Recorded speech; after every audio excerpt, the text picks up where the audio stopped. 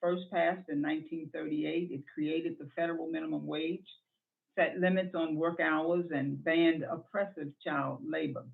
Yet after more than 80 years, the FLSA still includes aspects of our nation's history of slavery and racial discrimination by expressly denying farm workers, domestic workers, and tip workers the full protections of basic wage and hour protections. Following the abolition of slavery, Black Americans, the majority of whom lived in the South, were concentrated in agricultural and domestic jobs with little to no pay in order to preserve the profitable economy that had been built on the backs of slaves. By the time President Franklin D. Roosevelt proposed what would become the FLSA, he knew that certain lawmakers who held the levers of power in Congress were committed to denying Black workers the wage protections that could lead to their economic and social freedom. Roosevelt acquiesced to the demands of these lawmakers by excluding specific occupations that were overrepresented by Black workers from labor protections. Thus, to ensure its passage and to allow employers to underpay Black Americans, the FLSA excluded agricultural and domestic workers. In other words, by excluding jobs held by Black and brown workers from basic worker protections, the FLSA inserted institutional racism into a federal wage and hour law. And these exclusions robbed workers of color of economic security over the next 3 decades. I know this because I've lived it. In fact, my mother and grandmother were domestic workers. They cleaned other people's houses so I would not have to, so that I could focus on going to school, getting a good education, and securing a future I desired. Unfortunately, I saw firsthand how impossible it was for them to make ends meet and how impossible it was for them to cover basic necessities, let alone live comfortably. Throughout the 1960s and 70s, Congress took limited steps to expand FLSA protections, responding to the demands of the 1963 March on Washington for jobs and freedom, the attention brought to the issue by the 1965 California grape strike, and the advocacy work from civil rights groups, women's organizations, and labor unions. Expanding coverage to industries with high concentrations of Black workers, including agriculture, hotels, and restaurants, helped narrow the racial gap, wage gap, and significantly boost the wages for millions of workers. Similarly, the tip minimum wage is also rooted in denying Black workers economic security. Post-Civil War, formerly enslaved Black workers were denied wages in hospitality jobs and instead worked for tips. And while tip workers were initially excluded entirely from the FLSA, later amendments extending coverage to these workers codified the practice of allowing employers to rely on consumers' tips to subsidize wages. And while there's been important progress, some racist FLSA exclusions are still on the books and continue to prevent people of color who remain overrepresented in these jobs from getting the pay they deserve. Today, farm workers still do not have overtime protections.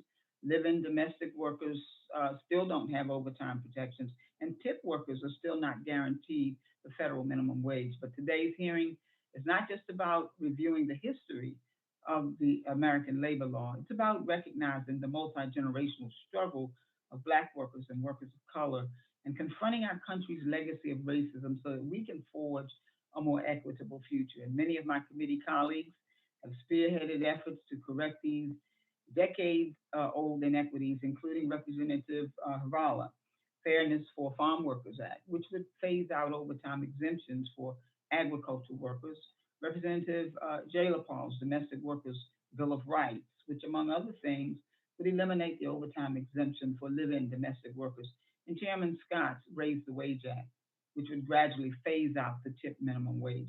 We know that several states have extended these key protections to workers, and their economies have continued to thrive. And of course, no one can speak more authoritatively on institutional racism than the people who experience it each day. So I'm grateful that we're joined by 3 women of color to help guide our discussion, and I want to thank them for being with us. I'd like now to recognize the ranking member, Mr. Keller, for the purpose of making an opening statement. Mr. Keller. Thank you, Madam Chair. I appreciate the opportunity to be with everyone this morning. As the foundation of our nation's wage and hour protections, the Fair Labor Standards Act, FLSA, affects nearly every workplace across the country. However, our world looks very different now than it did 83 years ago when the FLSA became law. The nature of work in the United States, and by extension, the American workforce, has also changed. These changes matter and have very real implications for today's workforce. This fundamental transformation in the workplace has brought about technological advances that are enabling a diverse population to balance professional and personal needs in ways that were unheard of in the 1930s. While these developments are encouraging, unfortunately, there is a rapidly growing disconnect between federal standards and the needs of a vast majority of working Americans in the 21st century.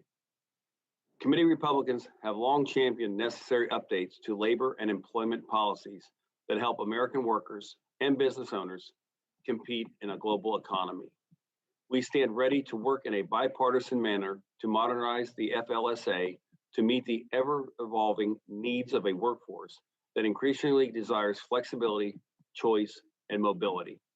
Unfortunately, the misguided proposals before us today fail to address the needs of the modern workforce and will ultimately harm the very individuals my colleagues on the other side of the aisle claim to help. A radical mandated wage policy and one-size-fits-all regulations will lead to fewer employment opportunities, less economic freedom, restricted hours for workers, and more aggressive use of automation, all while threatening our economic recovery from COVID-19. Congress can either consider policies which incentivize job creators to continue employing American workers and create new pathways for innovation and entrepreneurship, or we can double down on out-of-date policies resulting in unemployment. As states continue to relax COVID-19 restrictions and businesses continue to reopen safely, now is the time to consider pro-growth policies that reflect the needs of our modern economy and workforce and create more economic freedom and independence. Unfortunately, today's hearing will not help further productive discussion about how we can foster an environment to create better, higher paying jobs without costly one-size-fits-all government mandates that ignore industry-specific needs and the resources available to small business owners. I would like to thank all of our witnesses for joining us today, and Madam Chair, I yield back. Thank you very much, and let me just go back to something that I should have done from the beginning. I do want to note that we do have a quorum, and I do want to note for the subcommittee that Mr. Rahalia of Arizona is permitted to participate in the hearing today with the understanding that his questions will come only after members of the subcommittee on workforce protections on both sides. This is a remote hearing. The microphones will be kept muted as a general rule to avoid unnecessary background noise, and witnesses will be responsible for unmuting themselves when they're recognized to speak or when they wish to seek recognition. And I ask the members also to identify themselves before they speak. Members, please keep your cameras on while in the proceedings, and you will be considered present in the proceeding when you're visible on the camera. The only exception to this is that if you're experiencing difficulty, you need to inform the committee staff of the difficulty. And if any member experiences technical difficulties during the hearing, you should stay connected on the platform and let us know.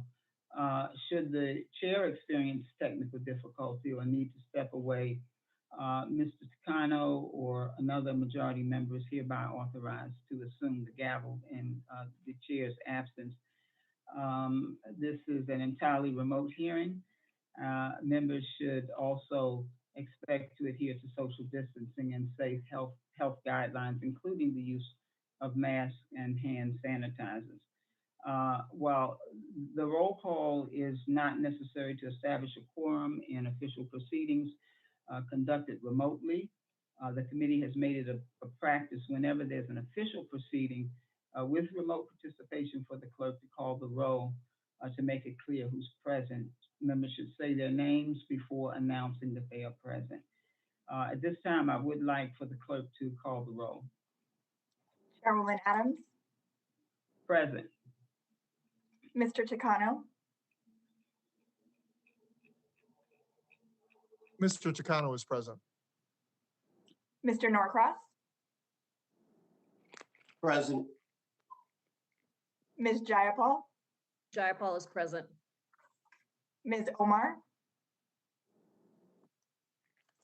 Ms. Stevens, Mr. Jones, Mr. Yarmouth, Yarmouth is present. Chairman Scott, Ranking Member Keller, Present. Ms. Stefanik, Stefanik present.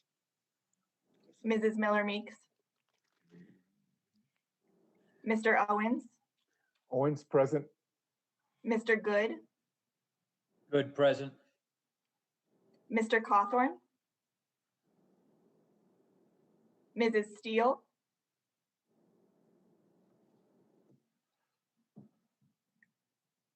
Mrs. Fox.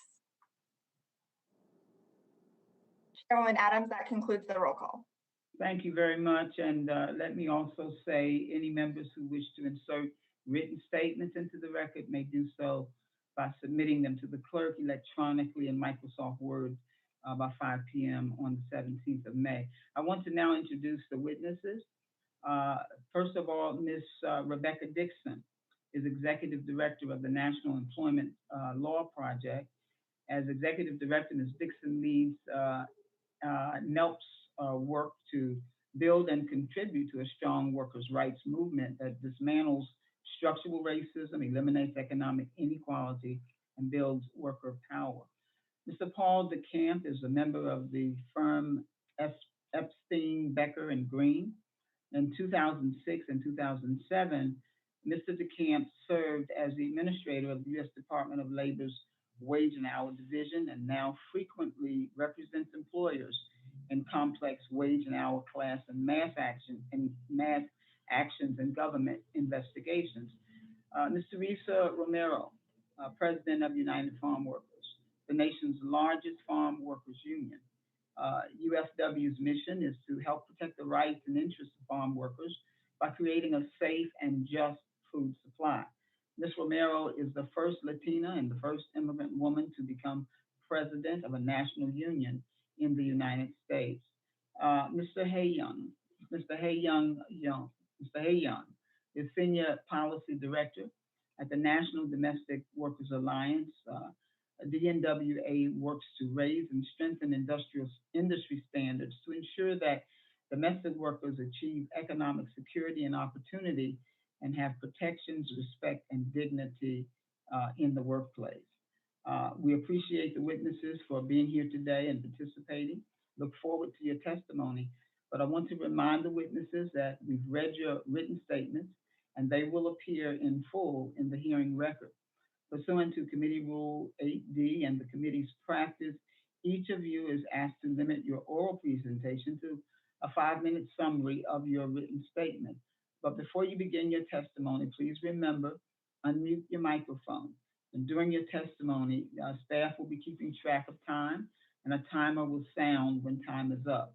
So please be attentive to the time, wrap up when your time is over, and remute your microphone.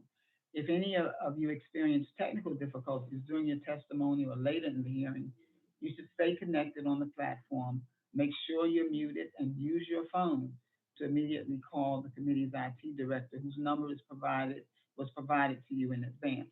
So we're going to let all the witnesses make their presentations before we move to member questions. When answering a question, please remember to unmute your mic. The witnesses are aware of their responsibility to provide accurate information to this subcommittee, and therefore we will proceed with their testimony. I'd like to first recognize Ms. Dixon. Ms. Dixon, you have 5 minutes.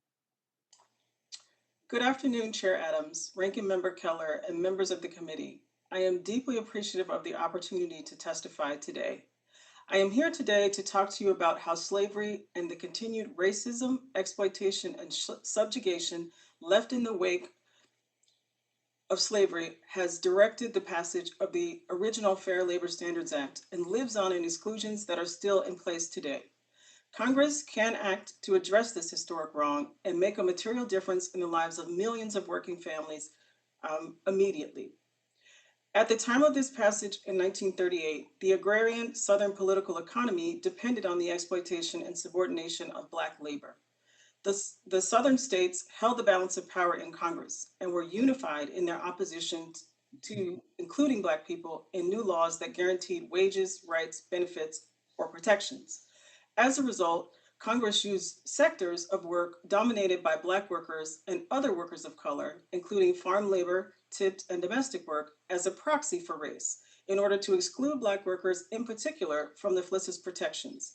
This exclusion depressed Black workers' wages, effects still present today in persistent generational wage and wealth gaps.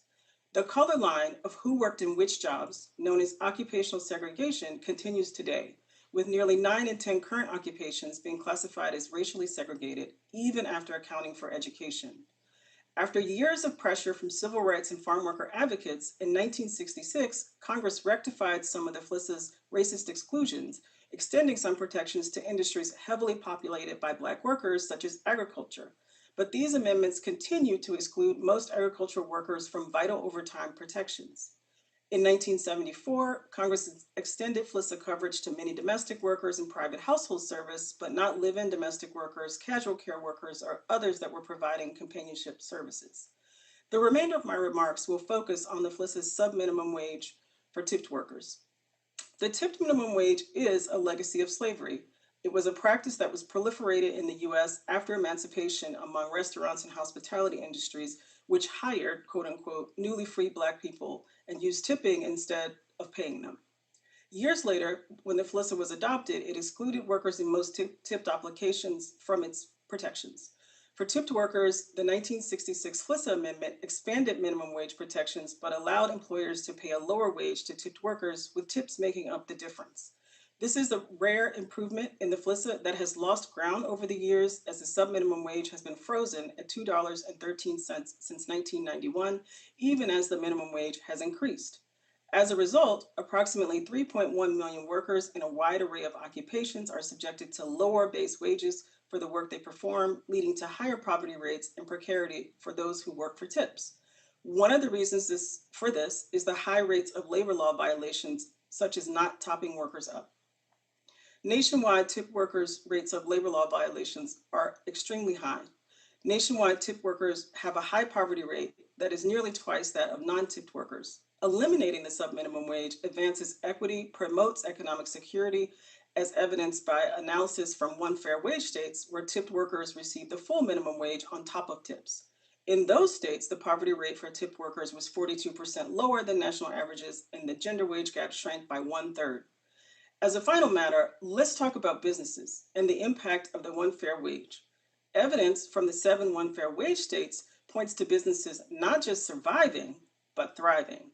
An analysis covering 2011 to 2019 finds that the restaurant industry was stronger and grew faster in one fair wage states than in states with a lower tipped wage.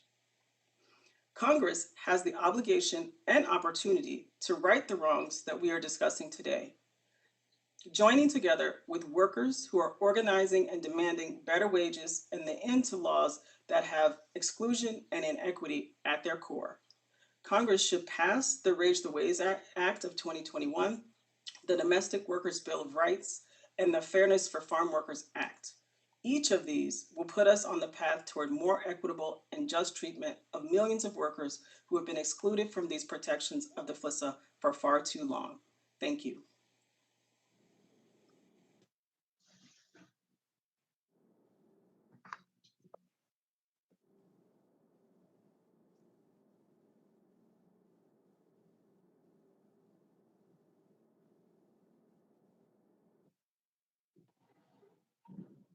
Apologies. I believe Chair Adams is currently off the platform. Hold on one second, please. We're working to get this together.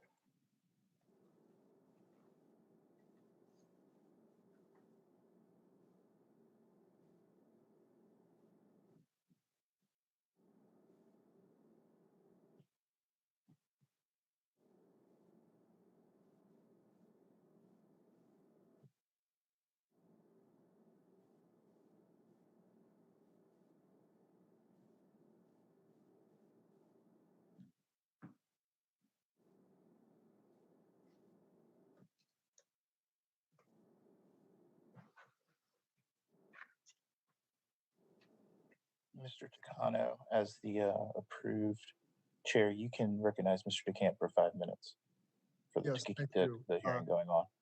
Yeah, thank you. Mr. DeCamp, we'll now hear from you for 5 minutes. Thank you. Good afternoon, Chair Adams, Ranking Member Keller, and distinguished members of the subcommittee. Thank you for inviting me to testify at this hearing to address the treatment of farm workers, domestic workers, and tipped workers under the Fair Labor Standards Act. My testimony today will focus on the subcommittee's consideration of 3 bills, H.R. 603, H.R. 1080, and H.R. 3760. I'm here today to express my opposition to these bills. Given the subcommittee's stated interest in examining the origins of those portions of the FLSA relating to agriculture, domestic service, and tipped employment, I have set forth in my written testimony a detailed discussion of the pertinent statutory language, followed by an analysis of these bills. I will focus my remarks today on the policy and legal reasons why I encourage the subcommittee to reject each bill. First, the proposal in H.R. 603 to more than double the federal minimum wage from $7.25 to $15 an hour will cost people their jobs. The Nonpartisan Congressional Budget Office has repeatedly determined this kind of sharp increase would hurt more people than it would lift out of poverty. Earlier this year, the CBO considered H.R. 603. It concluded that while the number of individuals in poverty would decline by roughly 900,000, employment would drop by 1.4 million if the federal minimum wage increased to $15, as people either lose their jobs or drop out of the workforce entirely. CBO has noted that the hardships caused by these steep minimum wage increases fall most heavily on young, less educated workers, with the resulting loss of earnings concentrated among families within the lowest income quintile. CBO has also pointed out that as the cost of employing low-wage workers rises, employers shift their hiring preferences, opting for employees with more skill or experience, or investing in machines to replace workers. While much of the public debate about $15 an hour posits a sole breadwinner struggling to lift a family out of poverty, the reality is that most individuals who earn minimum wage are young and are not supporting families. According to the Bureau of Labor Statistics, only about 1.5% of all hourly workers in the United States earn at or below minimum wage, and fully 48% of those individuals are under age 25. 7 out of 10 of them are in service industries, mostly in food service, often earning significant tip income. In addition, it is important to keep in mind that although a minimum wage of $15 might not have much effect on employment in certain high-wage cities, in many parts of the country, particularly in rural areas and of the South, the economic conditions simply cannot sustain these kinds of wage levels. And it is important to remember that minimum wage workers cluster in industries such as restaurants, hotels, and movie theaters, which have been especially hard hit by COVID-19. The hospitality industry has lost nearly 4 million jobs, and more than 100,000 restaurants have closed.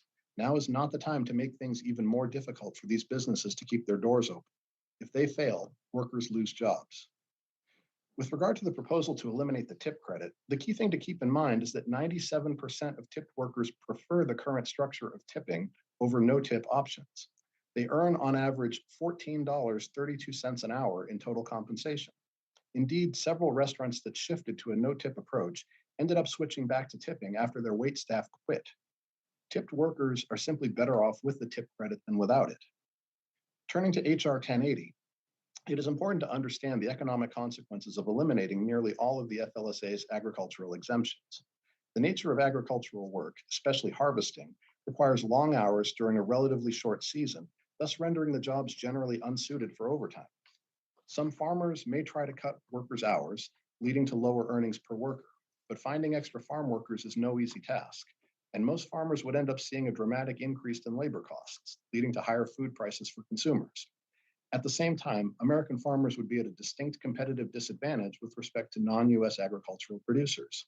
In addition, smaller independent farming operations and family farms would likely suffer the most, as they are less able to absorb higher costs than larger, more robustly financed corporate farms. Finally, my opposition to H.R. 3760 today centers mainly on its likely unconstitutionality. The bill intrudes into people's homes and imposes on individuals sweeping legal obligations untethered to legitimate federal interests. It is far from clear that Congress has authority under the Commerce Clause to regulate purely local employment within a private residence, particularly given the current configuration of the Supreme Court. This concludes my prepared remarks. I welcome any questions that members of the subcommittee may have. Thank you. Thank you, sir. Next, we'll hear from Ms. Romero. And again, I want to apologize for my internet issue that I had a moment ago. So, Ms. Romero? Thank you. Chair Adams, Ranking Member Keller, and distinguished members of the subcommittee. Thank you for the opportunity to testify today. My name is Teresa Romero, and I am the president of the United Farm Workers. Today, I'm testifying on behalf of the United Farm Workers and the UFW Foundation. Farm workers work day in and day out to plant and harvest the crops and care for the livestock we all rely on for our food.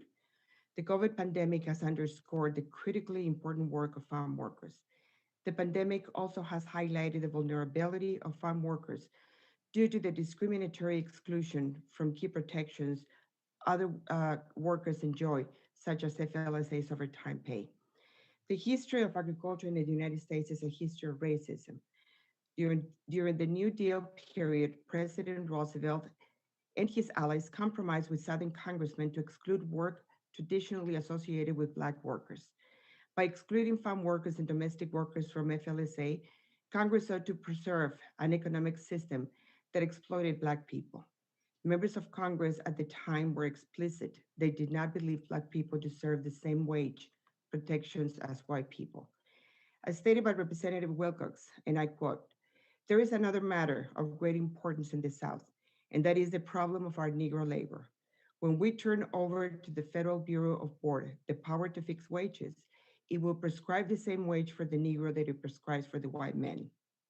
Now, such a plan might work for some sections of the United States, but those of us who know the true situation know that it is just will not work in the South.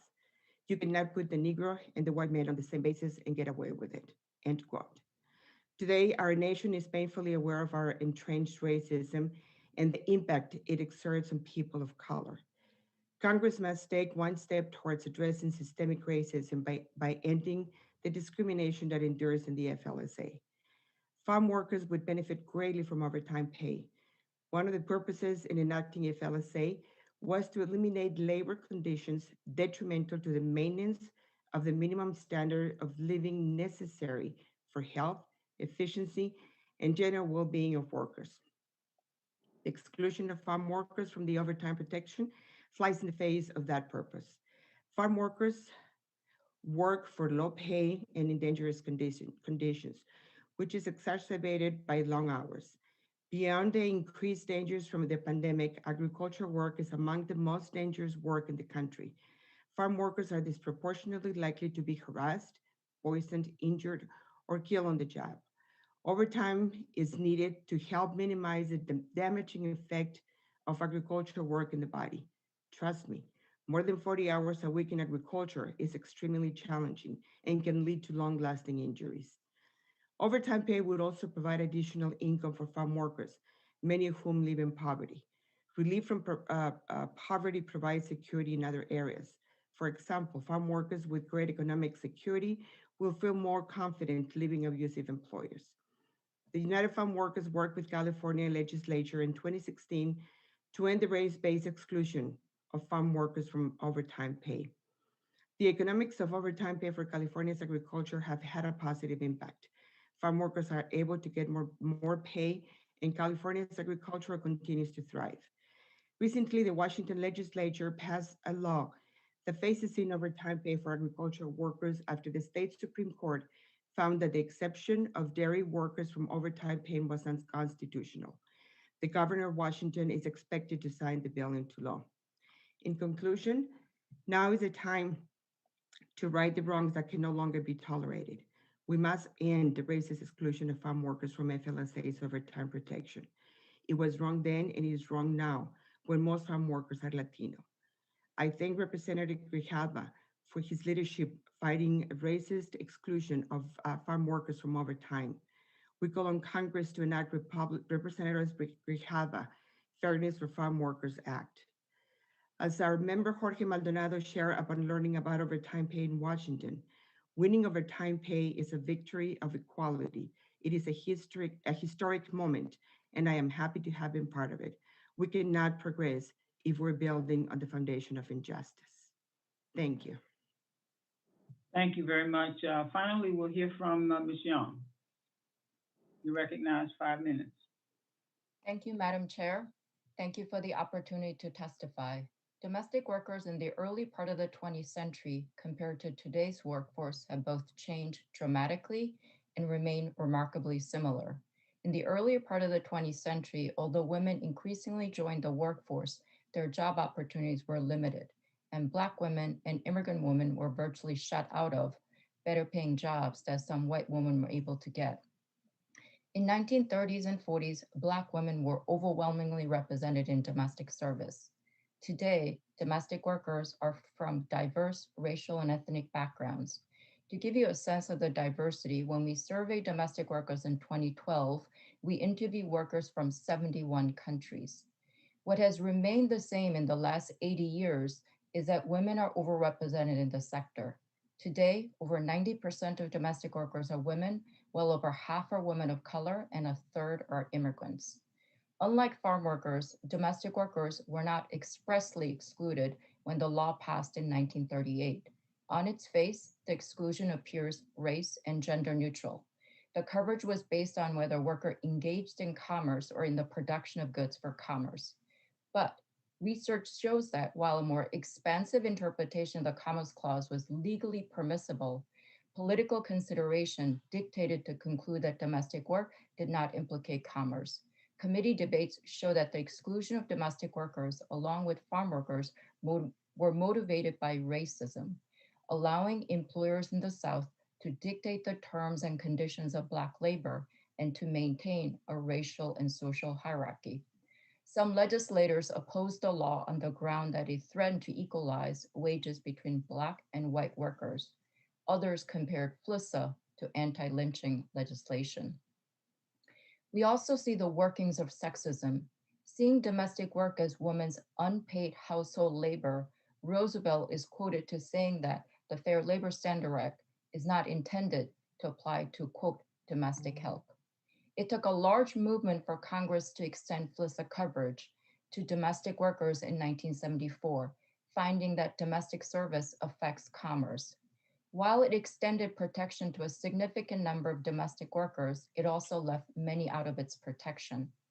Congress narrowly exempted companions and casual babysitters from the minimum wage and overtime protection, but entirely excluded live-in workers from overtime protection. The Labor Department took the companionship services exemption and defined it overly broad to carve out a whole class of home care workers whose vocation is to provide home-based services to older Americans and people with disabilities, and exempted third-party employers like a home care agency from paying their workers minimum wage and overtime. In 2013, the Labor Department issued new regulations to bring the scope of the exemption in line with congressional intent and to reflect the dramatic changes in the home care industry. Now, millions of home care workers are covered under minimum wage and overtime protection, and third-party employers are required to pay their workers minimum wage and overtime. But live-in workers who are hired by private households remain excluded from overtime protection. This legacy of racial and gender exclusion continues to shape the working lives of domestic workers. Their work is devalued, they're underpaid, and largely unprotected in the workplace. In 2018, domestic workers earned just about $16,000 a year, significantly lower than other workers whose average annual income was about $39,000. Wage theft and other workplace violations are pervasive across domestic occupations. They often work long hours and are exposed to potentially harmful cleaning products. Given that the nature of domestic work is intimate, too many workers are subject to sexual assault and harassment, physical and verbal abuse.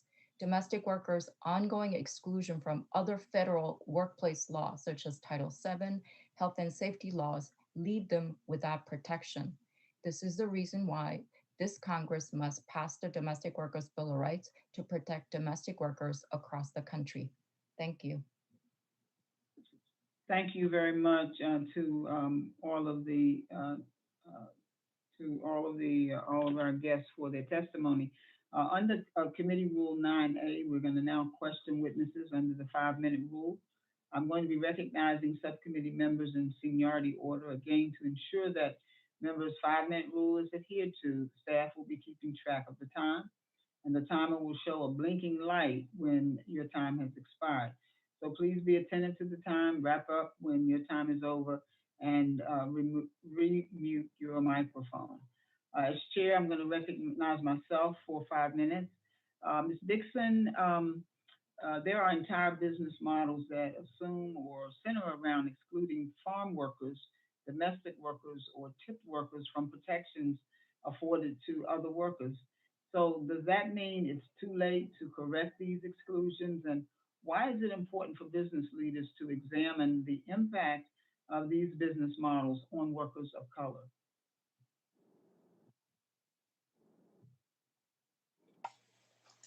It's never too late to examine the change in these business models. When something is rooted in white supremacy and exclusion of workers of color, even those unaware of the roots of these exclusions should not continue to profit and benefit from them. But because we know that far too many businesses are built on the benefits they reap from these exclusions, we know that we cannot erase them immediately without doing undue damage to business. This is why, for example, the Raise the Wage Act calls for gradual elimination of the tip minimum wage rather than an immediate eradication of it. And as we know, that advocates for tipped workers are very open to further discussion about how to ensure that we reach one fair wage in a manner that's economically responsible. But what we are not open to is continuing to enshrine a sub-minimum wage for tipped workers and continuing to perpetuate an exclusion that is rooted in the blatant desire to avoid paying wages to Black workers who were formerly enslaved, and that operates in a manner and means that women of color who make up a disproportionate share of tipped workers continue to earn lower wages. Thank you. Ms. Yun, Ms. Young, I came from a long line of domestic workers. My mom and my grandmother both were domestic workers. The work then was hard, it was undervalued, underpaid, and unfortunately, that still seems to be the case. Domestic workers have been called the invisible workers on the front line of the pandemic. Is this invisibility connected to the history of the FLSA that we're discussing today? Thank you for that question. Very much so. The pandemic has revealed how many workers we've taken for granted, their labor devalued, and their contribution to the economy made invisible. It took a pandemic to recognize that domestic workers who have been providing care and essential services to our children, aging parents, have been helping us to function as a society and making it possible for all of us to work. A care job is a job enabling job. While families sheltered at home last year, many domestic workers continued to go to work, facing an impossible choice around how they're going to feed themselves and keep themselves and their families and those they care for safe without necessary protective equipment, and easy access to testing. The fact that domestic workers face these impossible choices is because they have been earning poverty wages, living paycheck to paycheck, no access to paid time off.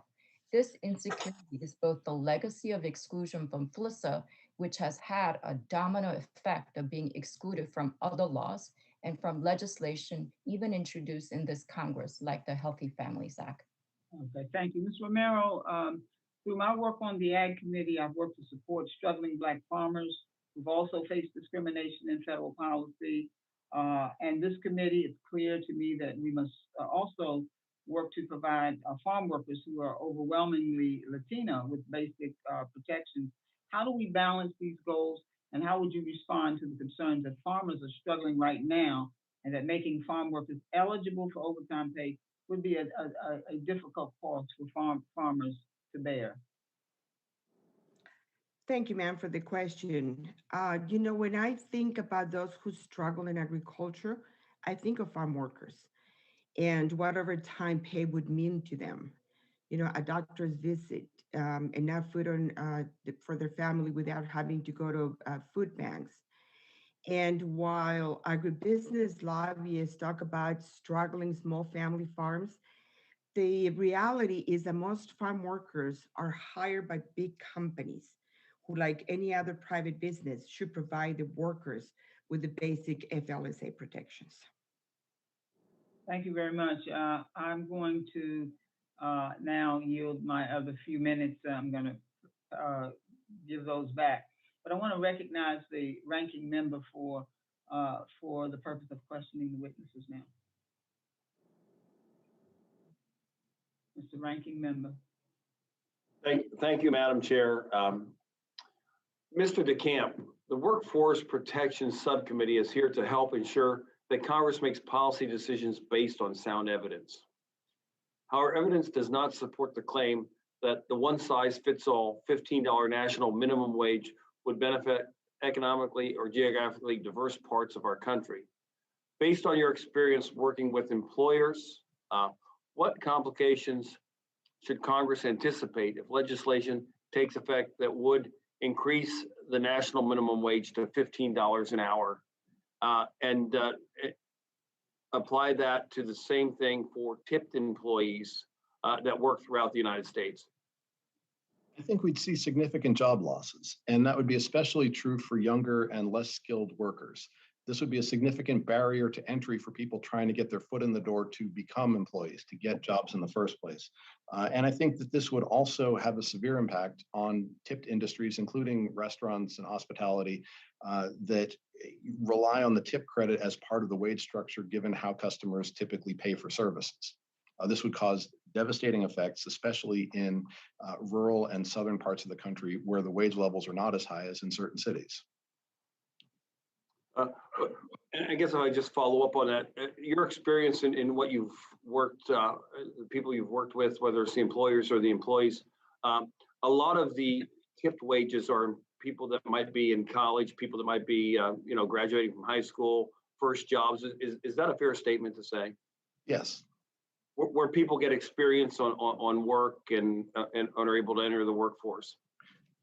Exactly. I mean, most of the folks that are making minimum wage are not people who are adults supporting families who've been in those positions for years. More commonly, you have minimum wage workers are either entry-level workers achieving their first job or something early in their employment, or they're individuals who are getting a tipped wage where their total earnings are substantially in excess of the minimum wage.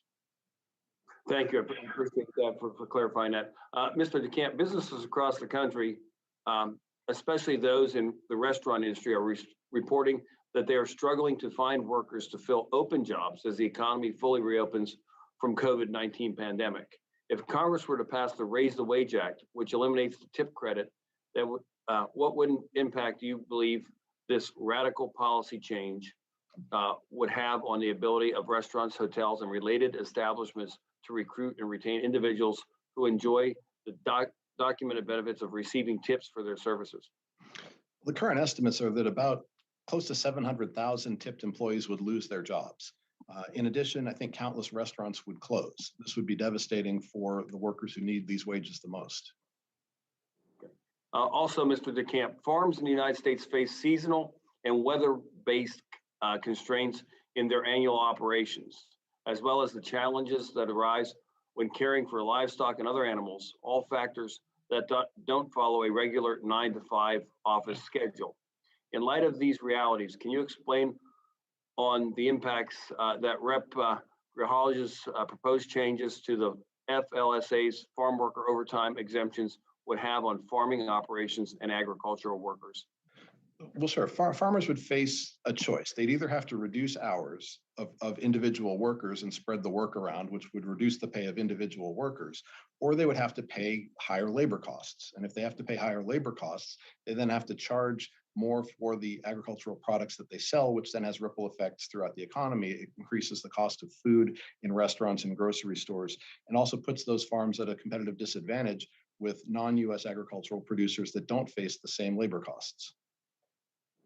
So seeing that would result in people earning fewer wages or less wages, and then also would impact maybe people on fixed incomes, retirees, as far as the cost of being able to purchase food and other items.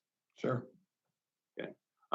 Mr. DeCamp, as you noted in your testimony, the FLSA is over 80 years old.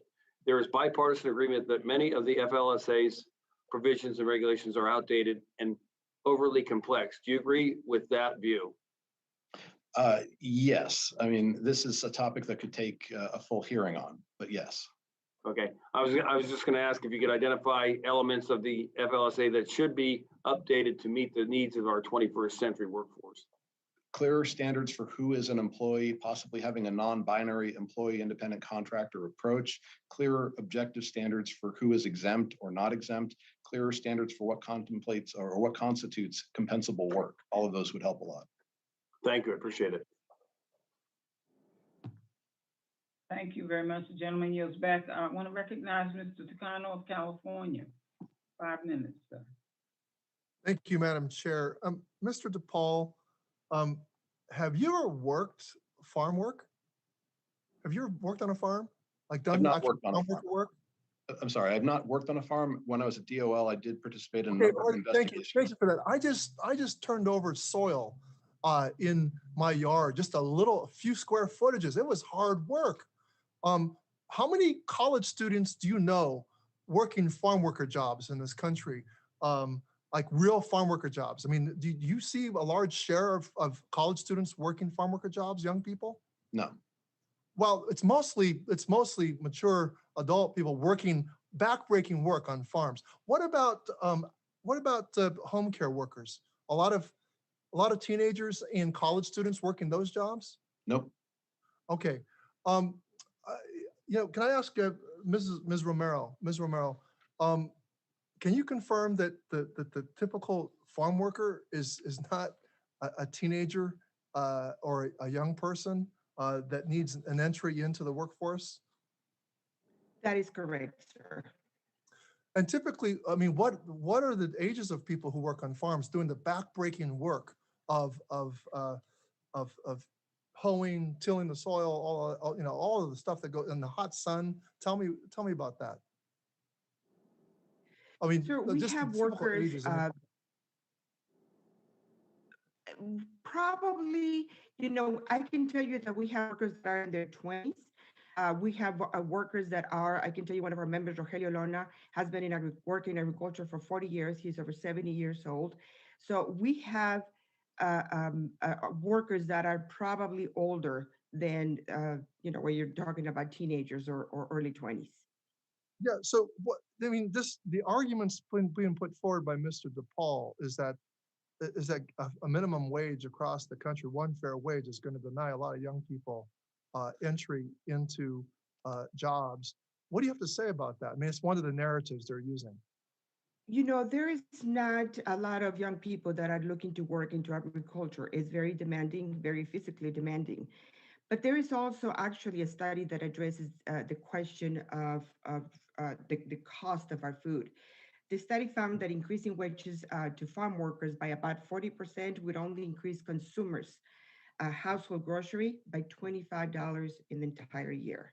And that study was done by the agriculture economist Phil Martin and the Economic Policy Institute. Look, I can tell you that the average age of farm workers is 38, about 38, 40.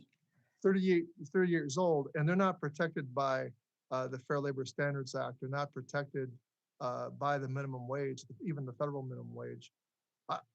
I can't see being 38 years old, let alone 4 years old or 50 years old, working under the hot sun, and then finding out that I have to work longer than 8 hours a day or longer than 40 hours a week and not protected by overtime. What are there any states that do provide farm workers with overtime protections? As I said, sir, California, the UFW worked with the California legislature in 2016, and farm workers, the overtime pay is being phased in. This year, farm workers earned overtime pay after 8.5 hours a day. And next year is going to be after 8 hours a day. In California, and Washington legislature just passed a law that says that it is unconstitutional not to pay workers overtime pay, and it's expected that the governor will sign it. What do you feel about the fact that so many workers across this country who work demanding physical labor aren't protected by, the farm workers are not protected by overtime pay in other states? As I mentioned, sir, it is these protections or exclusion of farm workers were based on racism. As our Jorge, like I said, our Jorge Maldonado in Washington says, if we continue to build on these times or the decisions that were made at one time on a foundation of injustice, we're not just going to be able to get these workers to get the pay that they deserve. They deserve overtime pay. They feed our country. Well, I'm just seething with anger at Mr. DeCamp's testimony, which seems to reject any racial motivations for excluding farm workers from the FLSA in 1938, and instead suggests that the nature of farm work led to the farm worker exclusions.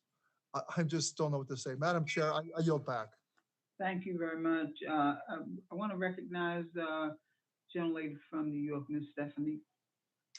Thank you, Madam Chair. I wanted to follow up on Mr. Takano's questions. Clearly, he represents a district that's very different than upstate New York.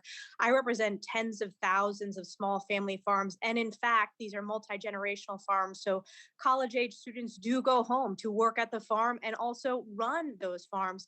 These farms are fighting to hang on. It is a tragedy that family farms have closed over the past decades. We should be making it stronger for domestic agricultural supply and those multi-generational small family farms to exist, not harder. So Mr. DeCamp, my question is for you. As I mentioned, I do represent tens of thousands of small family farms in upstate New York, and I am very concerned about the implications of mandating the 40-hour work week on farmers and farm workers. As you know, and any farm family knows, and any farm worker knows, the inherent nature of farming calls for long hours, often in very short windows, in order to cooperate with the unpredictable weather and the narrow harvest times. New York State has implemented an overtime threshold for agriculture employers, which has forced many small family farms in my district and throughout the state to cut hours for workers and eliminate labor-intensive crops. Several fruit and specialty crop producers, for example, have cut down fruit trees in order to spare the expense of growing fruit that they cannot hire someone to pick. So my question, Mr. DeCamp, is what is the overall economic impact to U.S. agriculture if farmers had to pay overtime after 40 hours? And what effect would this have on the ability of American farms to maintain a strong domestic food supply? Well, with the caveat that I'm not an economist and don't claim to be, from a labor incentive standpoint, I think it's fair to say that employers in this industry would face great pressure to do something about the overtime cost, either by spreading the work around, which is the policy behind the FLSA's 40-hour work week, or by having to pay the higher costs and find a way to make do with that, either by raising prices or by having lower profits. I think the reality is it would cause, where possible, farms to employ people for less hours. I could certainly envision situations where farms will employ people for 3 days a week, and then those folks would go to a different farm for the other 2 days a week. The farm workers need the hours, they want the hours. And so I don't think the farm workers would be working less hours. It would be a question of where they'd be doing it.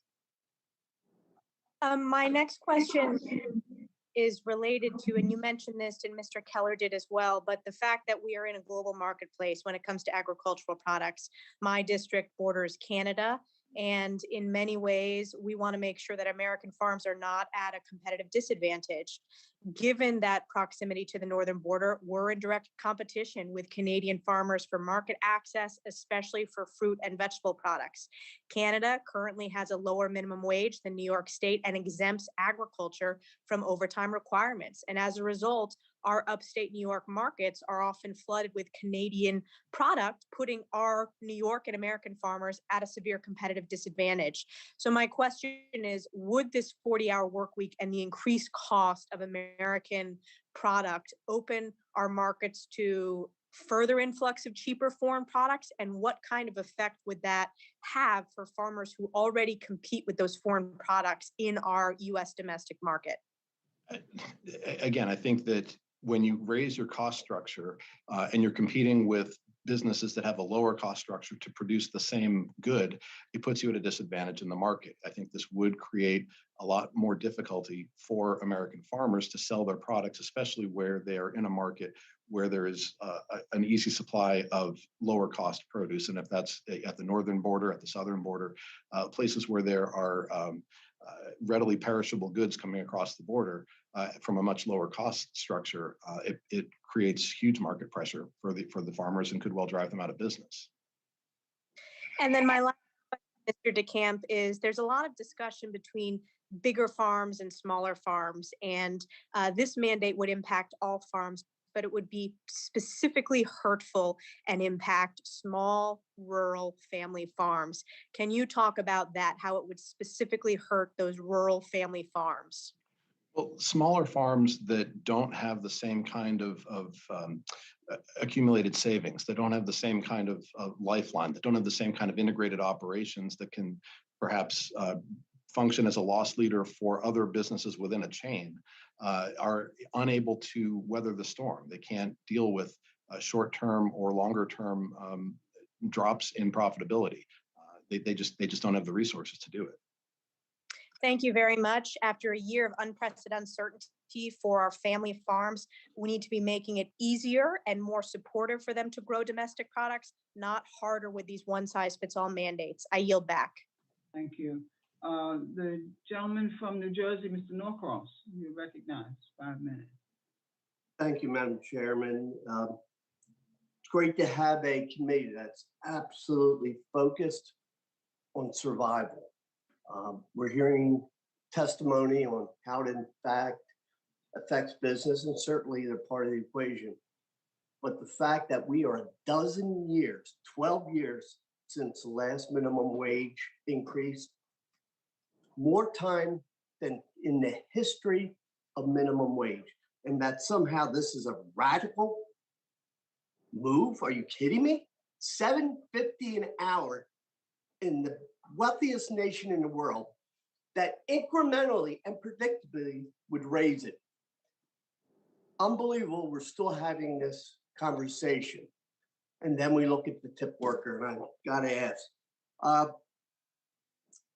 Ms. Dixon, when the change took place for tip workers saying you could combine that $2.13 and make up for it in tip wages, how are the tip wages reported? How does management estimate or prove that they're actually getting those tip wages? So part of the reason why there's so much non-compliance in restaurants is that employers don't actually track the tips, and as required by law. So if you don't keep track of the tips, you don't know how to top up. So that's one of the big issues that we see. And you can see how even well-meaning employers can get caught up in that, and certainly the ones who want to do it intentionally can do it. Sure. So there's a financial incentive not to collect that information. Correct. Okay. Now, when we go to Europe, so many people tell us, oh, you don't tip workers over there because they're already making that. So the model for the majority of the world is not using tips. Is that correct? That's correct. In the US, we came to tipping in the post-emancipation era as a way to treat formerly enslaved people, where they just get paid whatever they get paid, whatever you want to give them, as opposed to paying them a wage. So when we look at trying to level the playing field, what should have been done long before this, and raising the minimum wage, incredibly important. But when those tip workers go to, if this law is passed, to a minimum wage, that means that their competition is paying the same thing, correct? It levels the playing field. It absolutely does, and it gets rid of this unfair advantage that that workers, sub-minimum tip wage employers have had versus other employers. So the idea of competition is that everybody will be paying this. Is there any chance for, particularly in the restaurant industry, that foreign competition is going to bring in food and deliver it to people? You said foreign competition? Yes, foreign competition. In other words, are they coming over from Canada to deliver food because they can do it cheaper? Most of what we've seen is that restaurants are local, and that's where my point is, right. There is no foreign competition, so that piece of it out. The McDonald's on this side of the river will pay the same as that side, and they don't receive tips. With restaurant, this levels the playing field, takes that incentive that the employer can do for not counting tips out of the equation. Then you know what? If they want to tip on top of it, they do. It's time to wake up. I have nothing against the folks on the other side of the aisle. This is a moral obligation to make sure people can live. I know a lot of time is taking care of the billionaires. We got to remember the people who are literally keeping this country running. I yield back. Thank you, sir. I want to recognize Mrs. Miller Meeks of Iowa now. 5 minutes, ma'am. Is Ms. Miller Meeks on? Okay. Mr. Owens of Utah.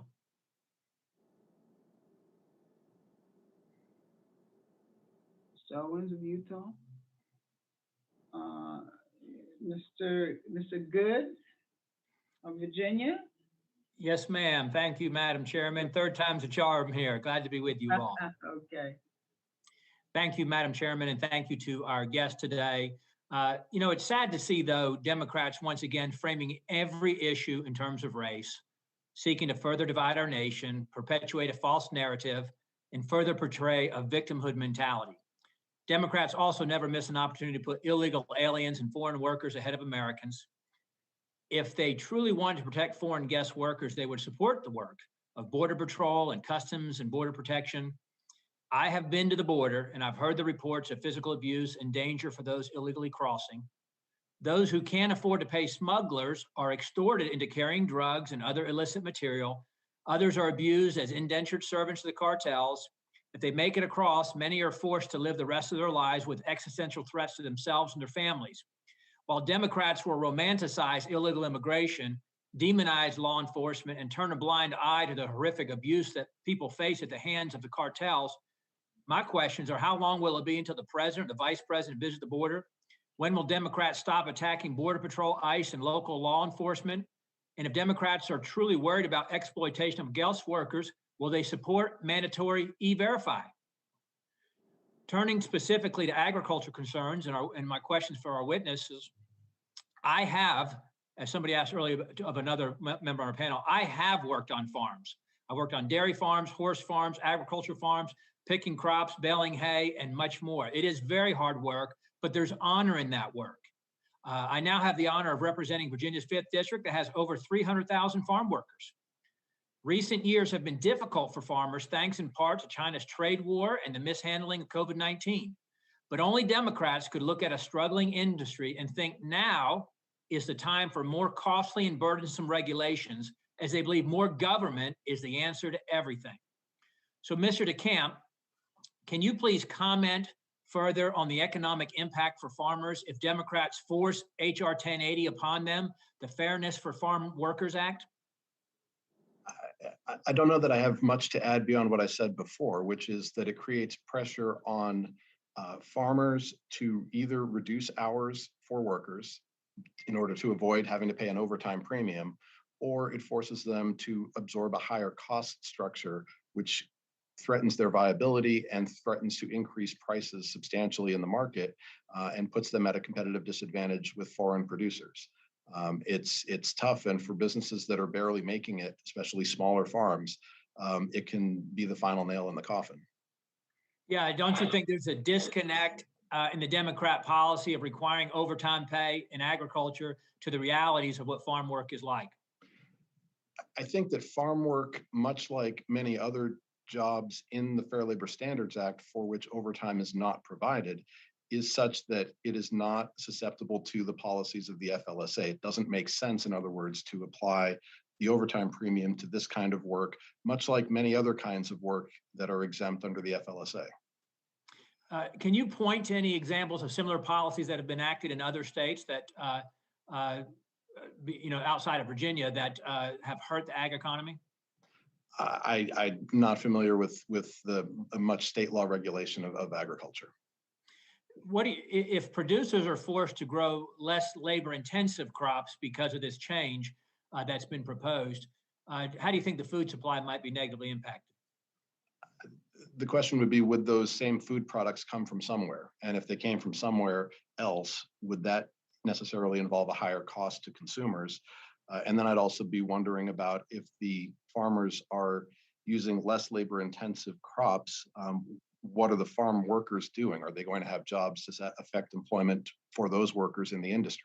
If the farmers are saying, we're just not going to plant those crops. And undoubtedly, that would hurt the wallets of consumers as prices might go up with more scarcity of products because they're not grown, because labor is shifted to less labor-intensive products that are grown. You know, again, to the panelists, to our guests, and to my fellow members of this committee, it's a shame that we think that the majority here at least thinks that government's the answer to everything. More government intrusion, more government regulation, instead of letting the free economy work. And we want to layer more levels of regulation, intrusion upon these farms. Gentleman's out of time. I think I got 10 seconds. All right. I yield back. Thank you, ma'am. All right, thank you, gentlemen. The gentlelady from Washington, Ms. Jagopal. You have 5 minutes, ma'am. Thank you very much, Madam Chair. I really appreciate this hearing, and I'm always stunned at the what feels like a lot of hypocrisy in the comments that get made in this committee. The hypocrisy of exploiting labor but not wanting to honor that labor with immigration reform, or the hypocrisy of saying we want mandatory E-Verify without immigration reform when even the farmers have told us that they don't want that because they need the workers. So I hope we can get to a place where we're not denying that overtime premiums should apply to all workers. Why should some workers be asked to work without that overtime? I just don't understand that at all. We're here today to take responsibility for the legacy of the Fair Labor Standards Act, which excluded domestic workers and farm workers from protection. I want to focus on domestic workers. Today, over 2.5 million nannies, house cleaners, and care workers do the work of caring and cleaning in homes across this country. Over half of these domestic workers are Black, Hispanic, Asian American, or Pacific Islander.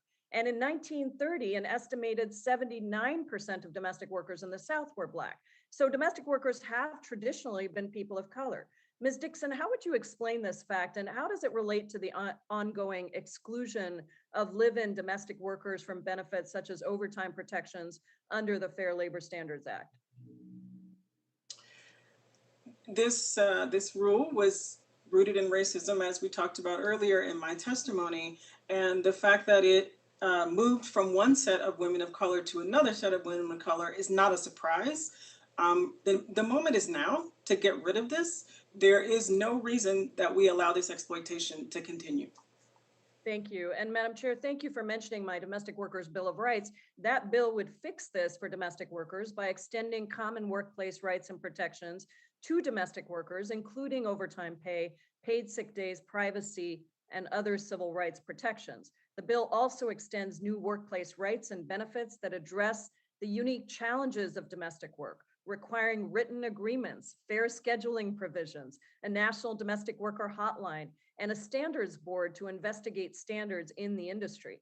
And it would create and fund an interagency task force on protecting domestic workers' workplace rights to ensure robust enforcement of the law. These protections are crucial for domestic workers like a woman I'll call Ramona. She is a home care worker, and she's a leader with the National Domestic Workers Alliance in my district. She's an immigrant from Honduras who identifies as Black. Ramona has faced sexual harassment and assault as a domestic worker in every city she's worked in, but she never reported the incidents because she didn't know where to turn. Ms. Yoon, your testimony indicated that Ramona's experience is common among domestic workers. How do we protect domestic workers from sexual harassment and assault on the job? Yes, the experience of domestic worker you just shared is unfortunately too common. Workers know that they have no recourse, but because they're not currently covered by Title VII and thus not protected from sexual harassment, assault in their workplace. This is the reason why we need to pass the Domestic Worker Bill of Rights to protect individual workers, but also establish standards across the country in these workplaces. Ms. Yoon, Mr. DeCamp seems to deny any racist motivations behind denying domestic workers protections under the FLSA, instead suggesting that a narrow reading of the Commerce Clause at the time was the only reason these workers were excluded. Is that the case? And is there any legitimate reason to continue excluding domestic workers from the full protections of the FLSA? No, that is not true. My reading of the committee debates, as well as other research on the Roosevelt administration's drafting of the process, depicts a different story.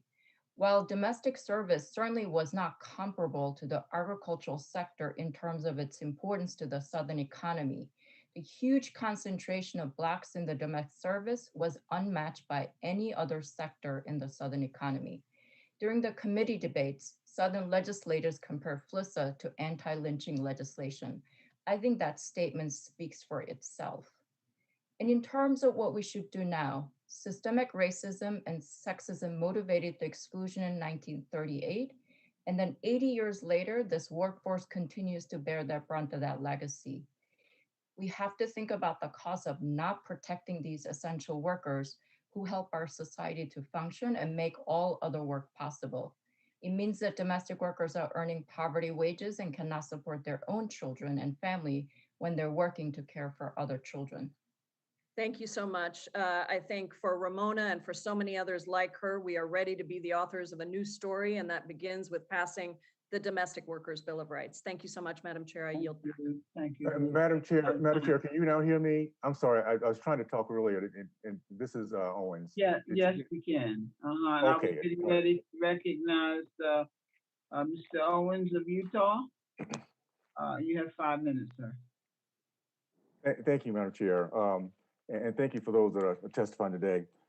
Let me just start off by saying I totally agree that in 1938, it was a racist act by the President Roosevelt to put in place what he did, not only there in this area, but also Social Security. It's also a racist act for the Democrats to continue to support the Davis-Bacon Act, which keeps Black business owners from starting businesses and hiring Black employees. This is not about race. We have small business owners out there, Black, white, Hispanic, Asian, every culture you can possibly think of, that are right now producing 50 million jobs in the private sector. It is not about race, it's about survival. It's taking a risk, making a profit, and then hiring people that you want to keep around and make sure they're feeling good in that environment. This would devastate the small business owners, no question about it. Let me remind everybody what's always been stated as a fact. Those that most at risk, predominantly my race, will not get a raise with this. They'll get fired. They get a pink slip. It's proven. It's seen. Every place has been shown. In Chicago, 8 years ago, 92% of Black young boys were unemployed. A lot of it was because of the higher minimum wage that nobody wanted to hire them with. The other piece of this is the higher cost will bring a higher cost of the labor brings a higher cost of food. This impacts Blacks, Hispanics, those at risk, citizens on a fixed income. So no, this is not something that would work. And I wish that members across the board that come in this position would try starting a business at some point before we start putting these type of regulations and dictates on those that are trying to survive in business. So that being said, Mr. DeCamp, can you elaborate on some of the reasons that Congress exempted the agriculture establishment from certain requirements of the FLSA when it was enacted in 1938? And what makes these workplaces unique from wages and the hourly wage perspective? There's a few things about it. First is that the nature of the work tends to be a very short season and tends to involve very long hours during the day when that short season is happening.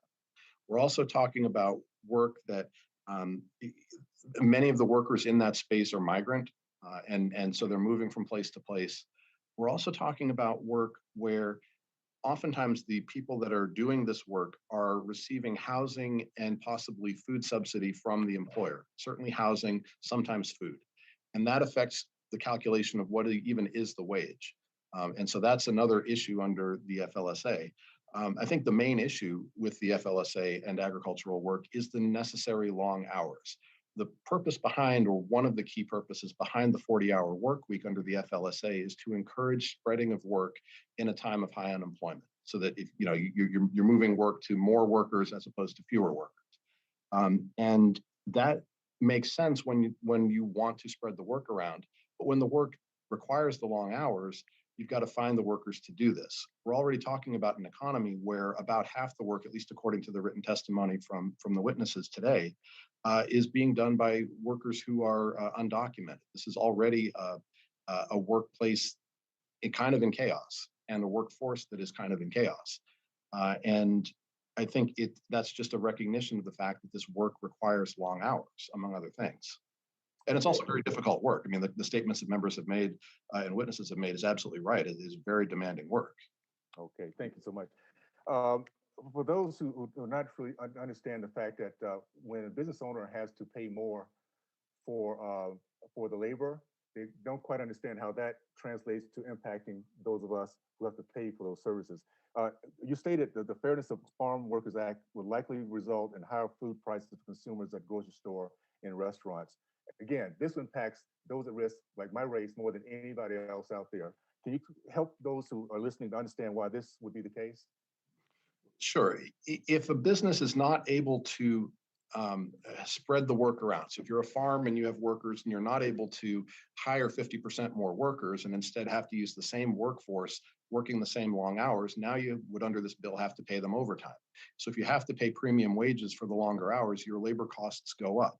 If your labor costs go up, you're either going to be losing money or you have to raise your prices for what you sell in order to not go out of business. If you raise your prices for what you sell, that then has ripple effects throughout the chain of distribution, so that the business that you sell the product to then has to charge a higher price when it is selling that food in a grocery store, in a restaurant, or wherever it may be.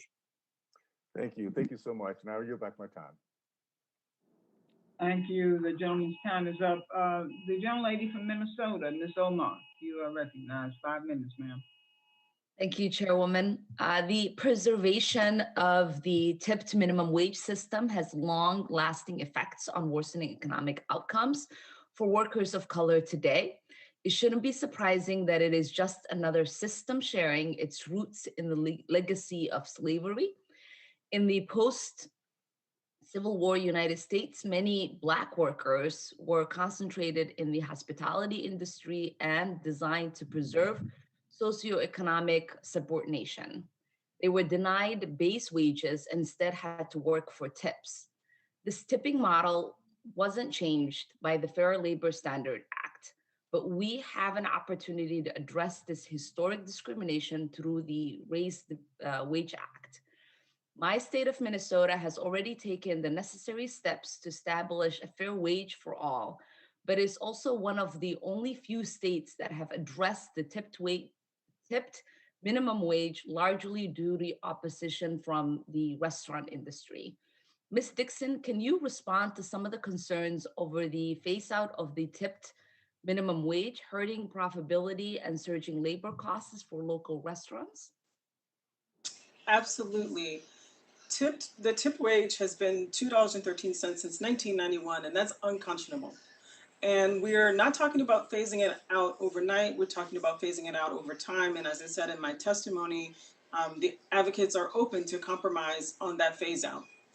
We know that 7 states have already done this, so it's possible, and it's much better for workers.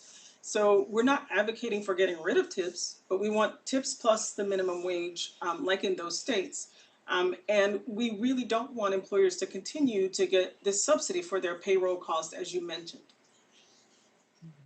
And why would you, why have restaurant workers in Minnesota not lost their tipped income or their jobs due to this change? The amount that employers have to increase their menu price is very small.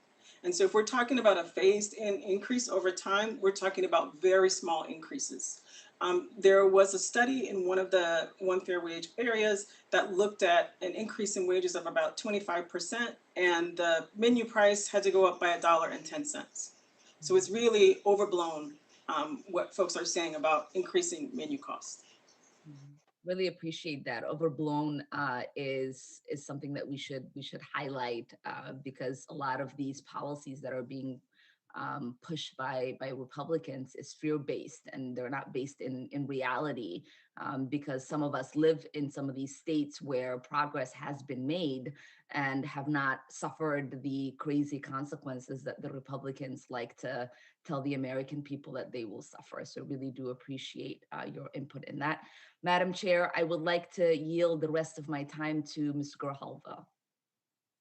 Yes, Mr. Grijalva, you're recognized.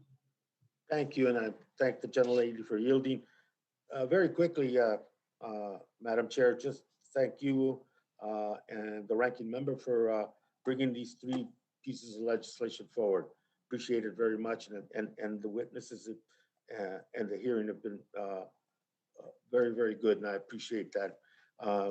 Representative Jayapal, Chairman Scott, and myself, I think if these bills are essentially corrective actions to address some vestiges of what's already been said by the witness, systemic racism as a standard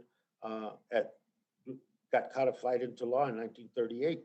And this double standard that some American workers do not receive the equal protections that others do is basically wrong and rooted in that racism. And I think that what these three bills do is provide equity and to these workers, and by correcting that mistake in 1938. And so it's ironic that these now are essential workers, and they're the ones taking the risk. Those are the ones we depend on to take the risk for the rest of us, to provide services to the rest of us. And I think it's time that we treated those workers equally. And I appreciate the time, Madam Chair, and thank you for the hearing. And I yield back my time back to Ms. Omar. Thank you. Okay, lady's got 6 minutes. Okay, the lady's time is up. I'm going to yield to Mr. Cawthorn now from North Carolina. You have 5 minutes, sir. Madam Chairman, thank you very much. My questions are going to be directed at Mr. DeCamp. And Mr. DeCamp, thank you for being on. To all my witnesses, really thank you for being on. First I want to touch on this idea of imposing the 40-hour work week on farmers. As someone who's worked on a farm in Western North Carolina when I was much younger, I realized that the hours you have to work are very, very long. And it's very difficult for these farmers, especially those who pick specialty crops, to be able to have more workers to spread around, because it takes a significant amount of training.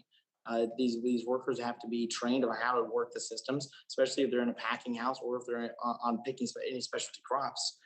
Can you discuss, something I really want to touch on is, I believe that after the global pandemic that we've been through, we saw during the beginning of COVID-19 how difficult it was to get a lot of the resources that we had offshore manufacturing to other areas. If we start imposing this 40-hour work week and we bankrupt all of our farmers, we will essentially be offshoring all of our food processing and food resources to other countries.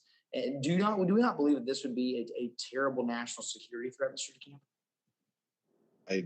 I don't claim any expertise on national security. I think generally it would be a bad idea to bankrupt the farming industry, but what effects that might have on national security, I have no idea. I understand. Okay, so now let me ask you in regards to Title VII of the Civil Rights Act of 1964. It prohibits employment discrimination, but this only applies to employers with 15 or more employees. The Title I of the Americans with Disability Act also only applies to employers with 15 or more employees. The domestic worker bill we're discussing today includes an astonishingly sweeping provision applying Title VII of the Civil Rights Act to any employer with at least one employee, reducing the employee threshold from 15 employees to 1. Mr. DeCamp, can you discuss the radical nature of this change and what it would mean for small businesses in the United States with respect to litigation risk and compliance costs?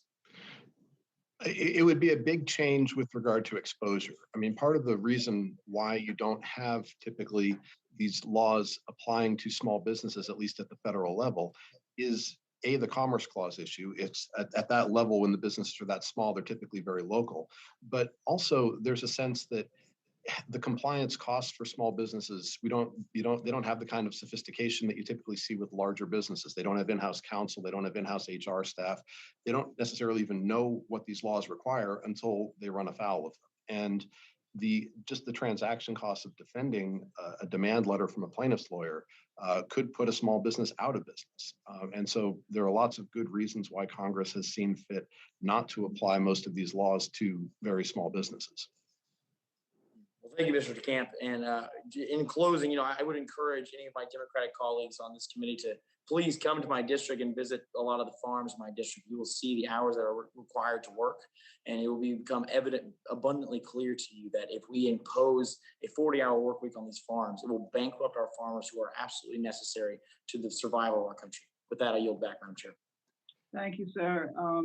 The gentlelady from Michigan, Ms. Stevens, you recognize 5 minutes, ma'am.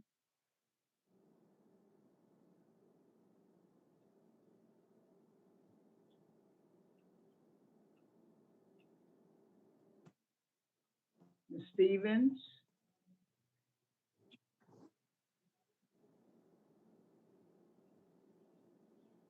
Okay, let me move on to Mr. Yarmouth of Kentucky. You recognize, sir, 5 minutes. Thank you, Madam Chair, and thanks to all the witnesses for being here. I have to say, this is my 15th year in the House of Representatives, and I have heard the same arguments raised by Republicans for 15 years as to why we shouldn't raise the minimum wage. It is bizarre to me that for that length of a period of time, that Republicans continue to raise issues that have no empirical support, yet they continue to say that businesses are going to go bankrupt, we're going to lose businesses, we're going to lose jobs, when that really, they have no basis for saying that. It's all speculation. Mr. DeCamp, you referenced the CBO report that and said that we would lose 1.4 million jobs if the minimum wage were raised to $15. That's not exactly what the report said. It said we could lose 1.4 million jobs. It said we also could lose 0 jobs. It also said we could lose more jobs. And that's the problem with these kind of reports, because people seize on numbers that really have they're speculative as well. We have an economy that is very dynamic, that changes very rapidly. So we don't really know that. Right now, in my district, I don't have any farms in my district. I have a handful of farms. I'm a very urban district, Louisville, Kentucky. And so I haven't talked to many farmers, but I have talked to a lot of business owners. And right now, the business owners say, we wouldn't mind paying $14, $15 an hour. We can't find anybody. We can't find anybody to work. And it seems, so we have, in our district, we have UPS, which is our largest employer, offering $14.25 to start there. We have Walmart and Amazon who have distribution facilities right outside my district, paying $15 an hour. I think that's probably the reason that some businesses can't find employees, is because they're not paying enough money. They're just not paying enough.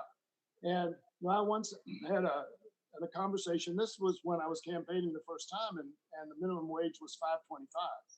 And we were talking about raising the minimum wage. And I asked this, it was a McDonald's franchisee who was fighting it. And I said, let me ask you this. If I came to you and said, I've got the greatest business model in the world, it can't miss, it is a surefire hit. The only condition is that I have to pay my employees nothing. I have to have them work for free. What would you say to me? He said, I think I'd say you're crazy. And I said, in today's world, and this is 15 years ago, in today's world, what's the difference between $5.25 an hour and 0? And I would ask the same question today. What's the difference between $7.25 an hour and 0?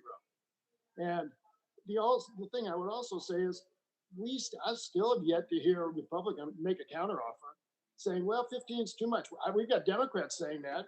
Joe Manchin saying that. He says, I could go to $11. I don't hear Republicans saying that. They just say, we can't afford to raise the minimum wage because it will hurt all small businesses, it will hurt farm workers, it will hurt employers. What about the people who are working? We pay a lot of respect to these people. Last summer, we were praising bus drivers and grocery store clerks and people who stock the shelves and all of these people as being critical employees, farm workers as well. Well, why don't we pay them like they're critical? We just don't do it. And you know, I raise one more anecdote. I don't have questions for the witnesses, but back in 2008, my brother's in the barbecue restaurant business. And he had always voted, we were talking about the minimum wage, and he had always voted Republican because he didn't want to pay as much tax. And he said to me, called me the summer of 2008 and said, John, you'll be happy to note that Judy, his wife, Judy and I are maxing out to Barack Obama, and we're voting for all Democrats this year. And I said, that's great, Bob. What was your epiphany? He said, well, I finally figured out that if nobody can afford barbecue, it doesn't matter what my tax rate is. And that's the problem we have right now. Not enough people can afford barbecue. Not enough people make enough money to have a decent standard of living. And this Congress can and should be the Congress that finally takes a step in that direction and says, we're going to make sure that every American who's working hard has a decent standard of living. That's what all these proposals are about, and I strongly support them. With that, I yield back, Madam Chair. Thank you, sir. Working hard is not enough if you don't make enough. I want to recognize the young lady from Michigan now, Ms. Stevens. Thank you, Madam Chair. Things. Thank you. Thank you for having this hearing, and to our phenomenal witnesses, Ms. Romero, Ms. Yoon, and Ms. Dixon, and you know, for your just incredible background and expertise and knowledge. Particular thanks to our chair for going to the history and looking at the root of some of these causes and how they impact us today. Mr. DeCamp, whatever it is you do, you know, I guess it's, you know, we're hearing your viewpoint, although it doesn't seem to be importing into the reality that so many of our workers are facing. I'm in Michigan, and I see it and we feel it. We talk about our tip workers, our food service workers, the people behind the scenes, the lunch ladies who get forgotten, you know, who have been a major part of what we've been living through with this pandemic. You know, the first people to step up in the middle of the shutdown and making sure our folks, our families had access to prepared meals. Well, all of a sudden everything was shouldered at home, you know, making sure they're getting their hero pay and their due, and you know they're squeezed. So I'd love to hear from Ms. Dixon on, you know, some of these other forgotten workers in our economy, particularly, you know, what is dubbed the lunch lady, but also, you know, in our food service. And dovetailing off of what Ms. Omar was talking about with our Raise the Wage, you know, I'm a proud co-sponsor of the Raise the Wage Act, and you know that's going to phase out the tip wage.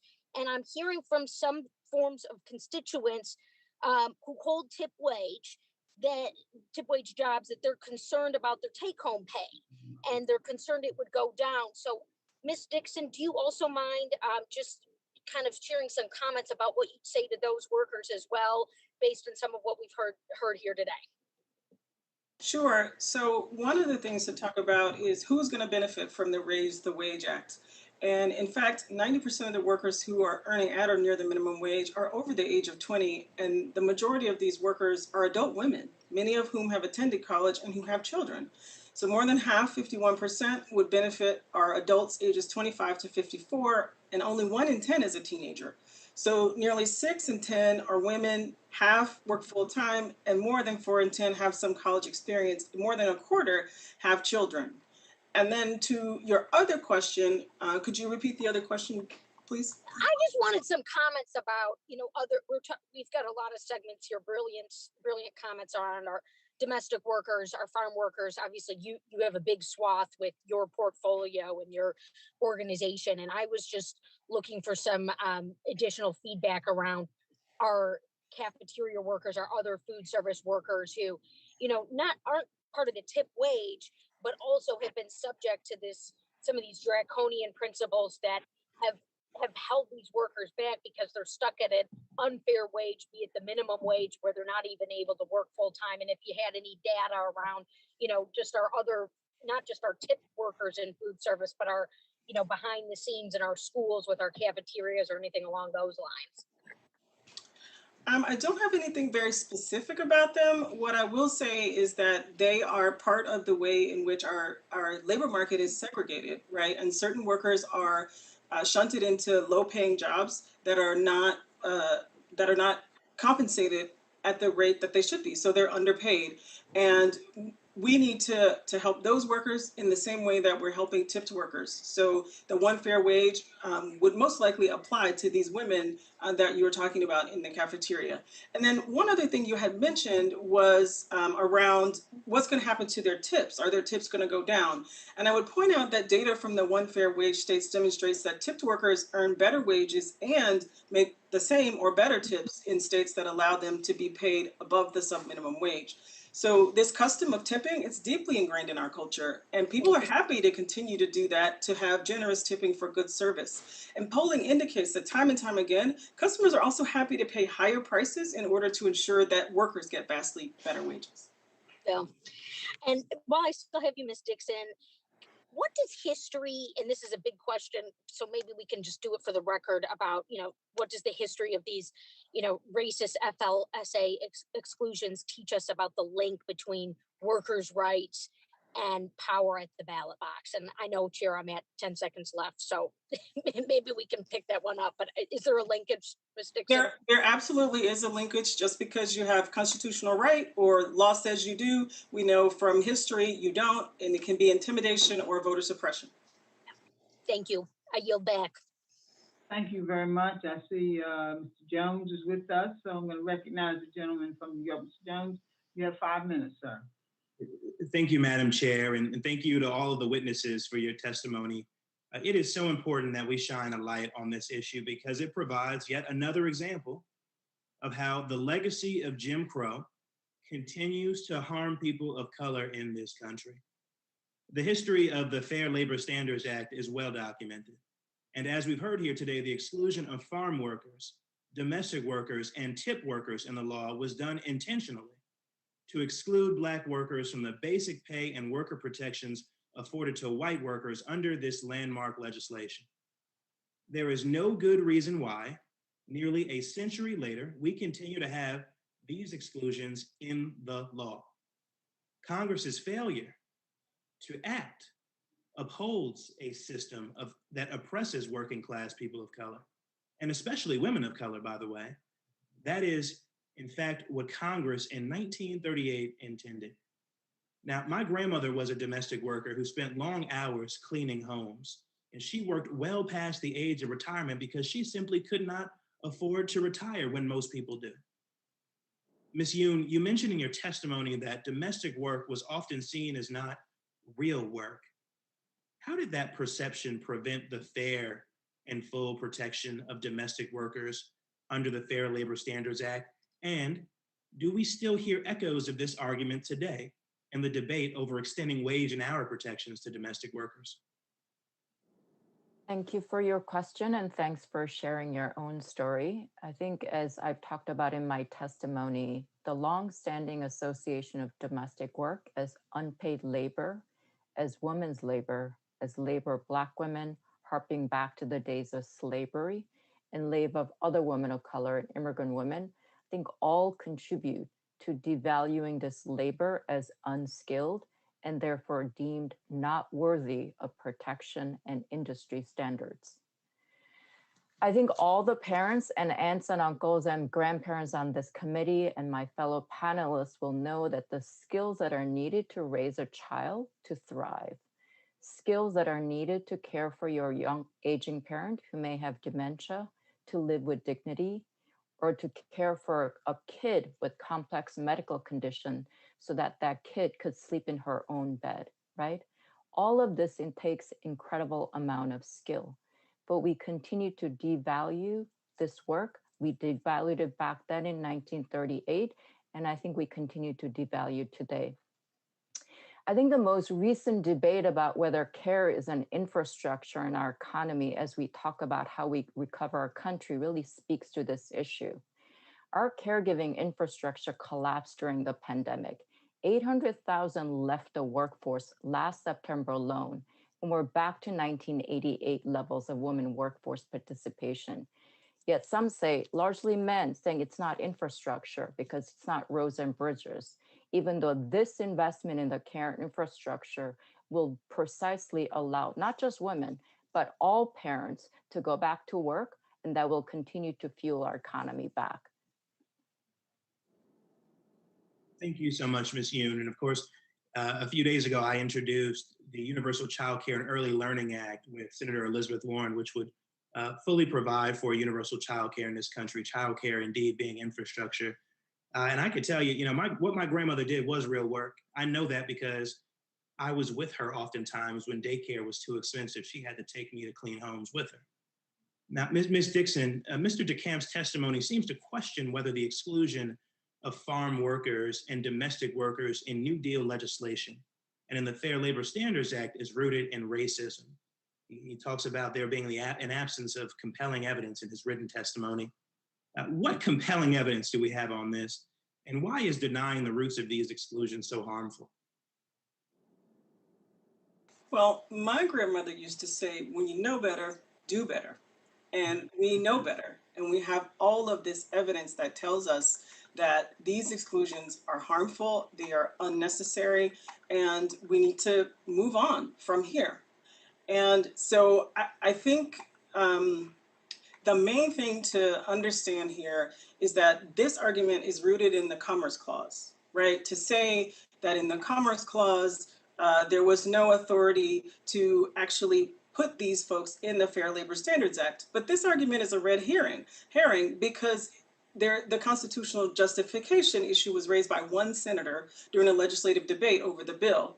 And that's suspect on its face. The Supreme Court had already changed the interpretation of the Commerce Act by the time the FLSA was passed. So we know that that is just overblown and not accurate.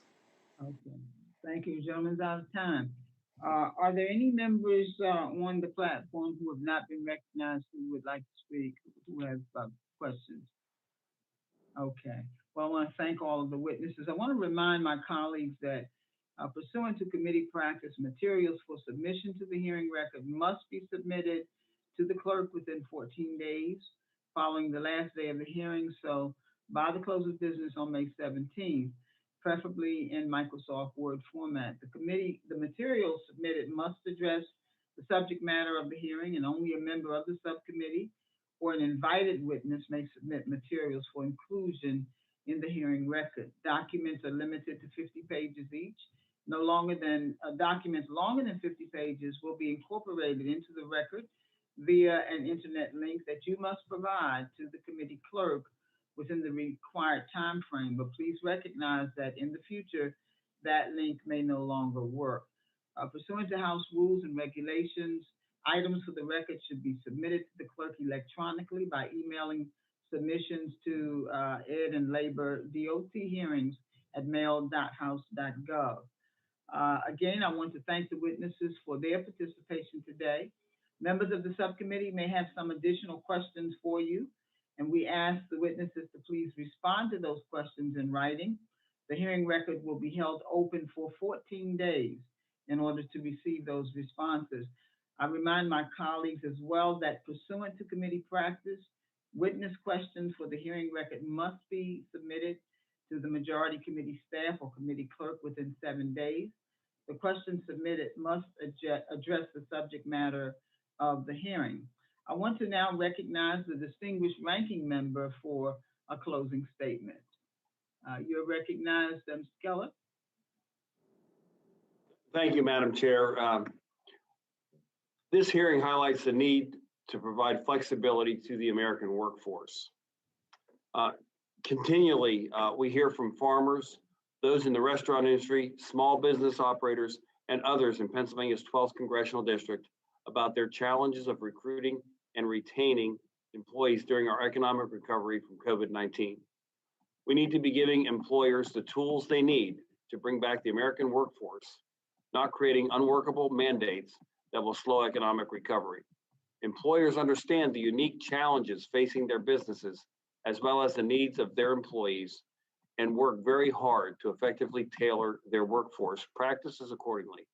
I look forward to advancing forward-looking policy solutions that provide economic freedom and opportunity for employers and employees in the workplace and help them bring their businesses back stronger than ever. Madam Chair, I ask unanimous consent to enter into the record letters from the American Farm Bureau Federation and the National Restaurant Association, statements from the Restaurant Workers of America, and a letter from Valerie J. Graham, who is a tipped worker in Washington, D.C., in opposition to the legislation we are discussing here today. Thank you, and I yield back. Thank you, so ordered. I now recognize myself for the purpose of making my closing statement.